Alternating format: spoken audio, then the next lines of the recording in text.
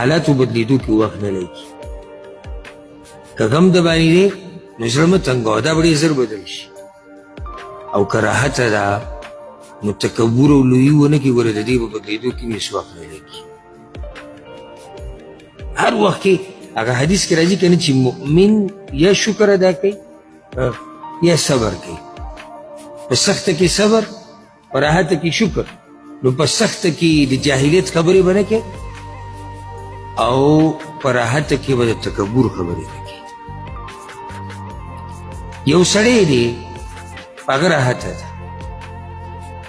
یا دی د الله نافرماني کوي او الله دته ګوري. اوس دې ته خیال کوه، الله دته ګوري او د ده اوري. دا زموږ ایمان دی که نه. چې دې سړي د الله څومره بې قدري وکړه چې هغه ورته ګوري او هغه ویني او دې د نافرماني او ورپسې دا زیاته که دا کم نعمت چې ورسره دی دا هم د ده رب دی، کم رب چې ورته ګوري او اوري.